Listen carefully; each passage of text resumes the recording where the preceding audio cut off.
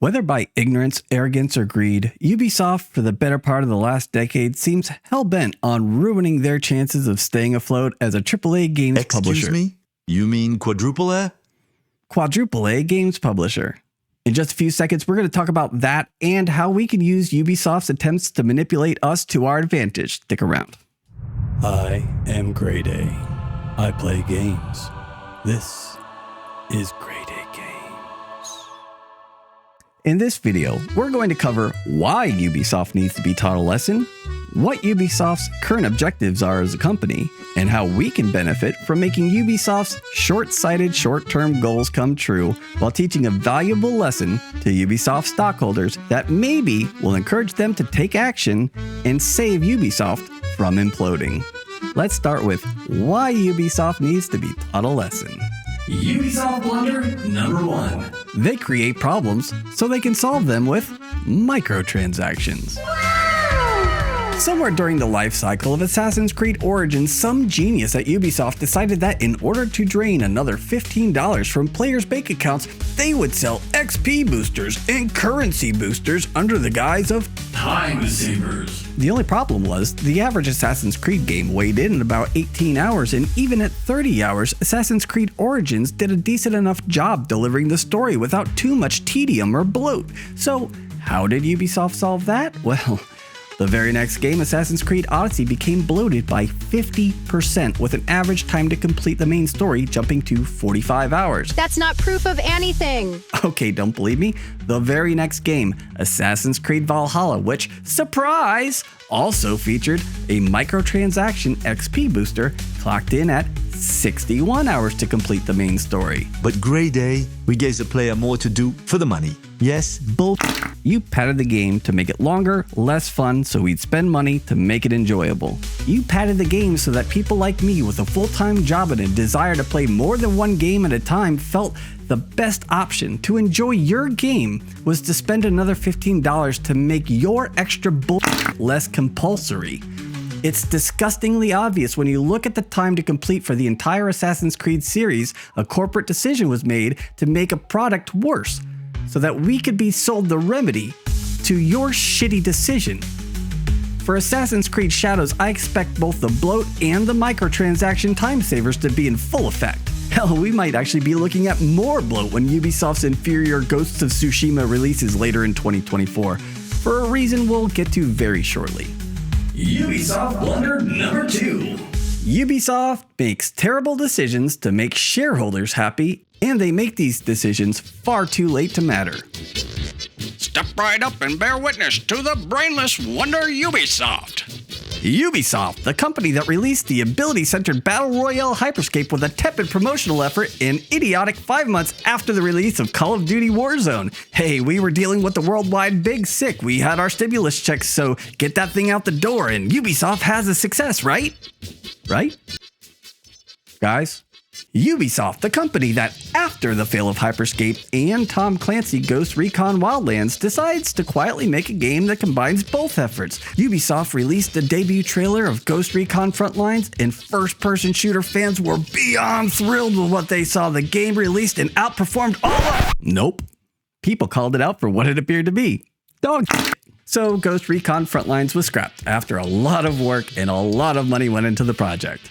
Ubisoft, the company ignorant enough to scrap half of a cherished experience, then try to convince people that it's some revolutionary, groundbreaking game by adding a f***ing A to the imaginary classification.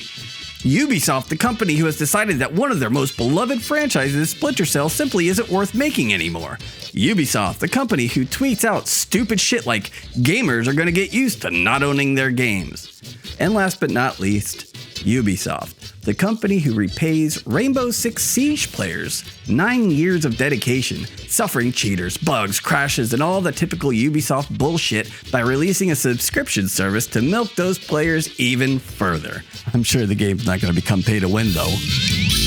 And then there's the topic of Ubisoft's current pricing model, which leads us to Ubisoft blunder number 3. They're delusional. And I think that their current goal might actually be their undoing. While we've already covered some reasons in which Ubisoft has proven themselves to be delusional, the biggest blunder yet, and the one that may be Ubisoft's undoing, is their pricing model. Judging from their current pricing models for games like Star Wars Outlaws and Assassin's Creed Shadows, and their foot-and-mouth tweets about game ownership, it's clear that Ubisoft's ideal business strategy is to have anyone who wants to play a Ubisoft game to be a subscriber to Ubisoft Plus Premium. If you are interested in playing either Star Wars Outlaws or Assassin's Creed Shadows, your options are: purchase the standard/punitive edition for $70. For $70 US, you get to play the game 3 days late. Also, you don't get all the outfits the game offers, and even better, you don't even get to play all of the game.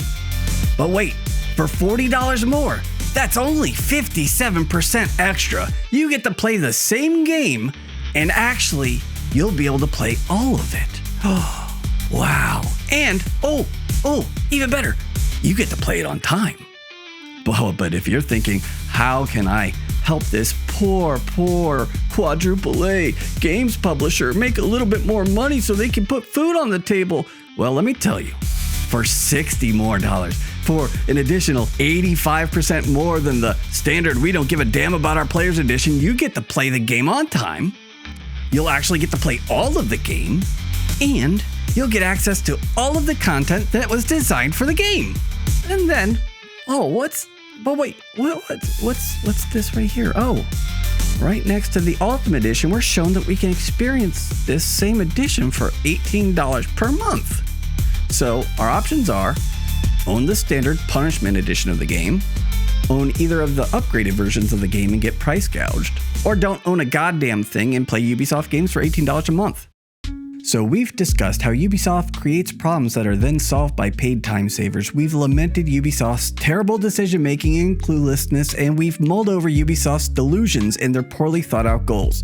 So the questions remain: how can we try Ubisoft games like Star Wars Outlaws and Assassin's Creed Shadows without reinforcing Ubisoft's idiotic bullshit? Also, why should we even give a damn about this once great games publisher? To answer the last question first, because of course I would, the answer is simple. Ubisoft games, when not trudging through the intentionally crafted layers of fat, are enjoyable.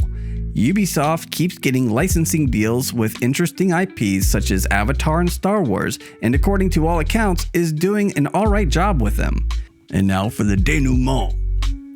That's the final chapter. It's like French play thing. Just how do we punish Ubisoft while still accessing their upcoming games? Well, if you're a PC gamer, subscribe to Ubisoft Plus Premium. Play the game you want to play. Cancel your subscription.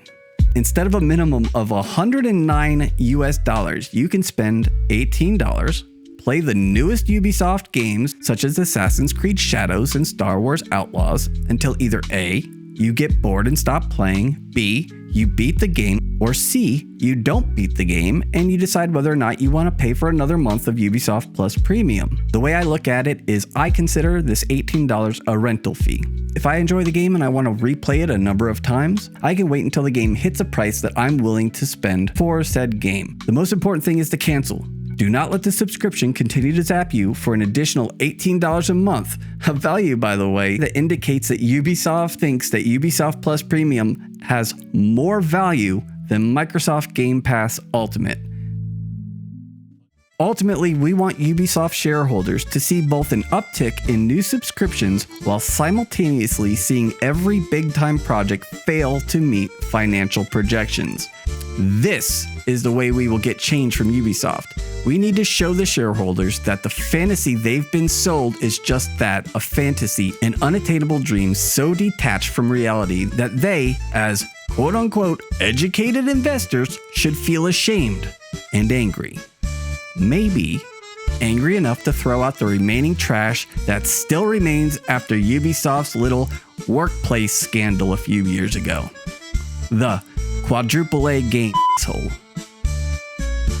Whether you're upset with Ubisoft because of their recent decisions regarding the main characters of their upcoming games, or if you're like me and you just hate seeing great intellectual property suffer poor management, most can agree that Ubisoft is a company that would be better served not playing silly games with its customers, but rather making great games for them. If you've stuck around this long, give yourself a pat on the back. If you enjoy what you saw and heard, a thumbs up and a click of the subscribe button would mean a lot. If you absolutely hated my opinions of Ubisoft, that's what the thumbs down is for. If I missed anything, or if you have anything you'd like to add, or even better, if you have a suggestion for a topic for another video game rant, let me know down in the comments. I try to answer all of them.